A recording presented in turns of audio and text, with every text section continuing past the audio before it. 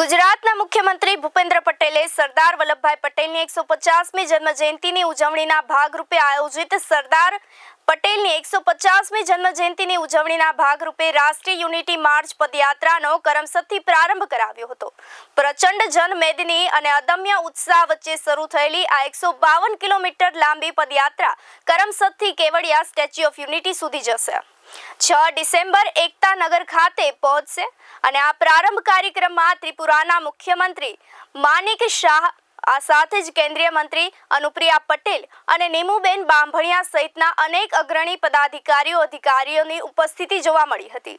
Unity March પદયાત્રા રાષ્ટ્રભક્તિનો રાજમાર્ગ પ્રશસ્ત કરશે। આ સાથે જ વડાપ્રધાન નરેન્દ્ર મોદીની પ્રેરક સરદાર વલ્લભભાઈ પટેલને શ્રેષ્ઠ અંજલિ અર્પણ કરવામાં આવી હતી। આ પ્રસંગે સીએમ ભૂપેન્દ્ર પટેલે જણાવ્યું હતું કે કલમ 370 દૂર થવાના કારણે કાશ્મીરથી કન્યાકુમારી સુધી ભારત એક અને અખંડ રાષ્ટ્ર બની ગયું છે, જે રાષ્ટ્રીય એકતાની જરૂરિયાત પર ભાર મૂકે છે। દેશમાં કલ્યાણકારી યોજનાઓના અમલથી કરોડો લોકો ગરીબી રેખામાંથી બહાર આવ્યા છે। સૌના સાથ સૌના વિકાસ મંત્ર થકી આત્મનિર્ભર ભારતના નિર્માણ માટે એકતાનો મૂળ મંત્રને આત્મસાત કરવાના અનુરોધ કર્યો હતો। આ પદયાત્રા કોઈ સામાન્ય પદભ્રમણ નથી, પરંતુ દેશની એકતા, અખંડિતતા, રાષ્ટ્રીય સ્વાભિમાનના પ્રતીક સામે લોહ પુરુષ સરદાર વલ્લભભાઈ પટેલને સમર્પિત વિશેષ આયોજન છે।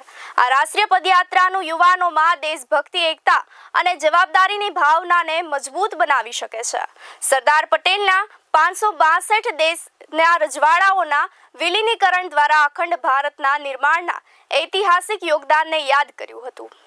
યુવાનોને રાષ્ટ્રના વિકાસમાં સક્રિય ભૂમિકા નિભાવવા, સરદાર પટેલના સંકલિત ભારતના નિર્માણમાં યોગદાન આપવા અપીલ કરવામાં આવી હતી। કાર્યક્રમ પૂર્વે મહાનુભાવોએ સરદાર વલ્લભભાઈ પટેલના નિવાસસ્થાનની મુલાકાત કરી હતી।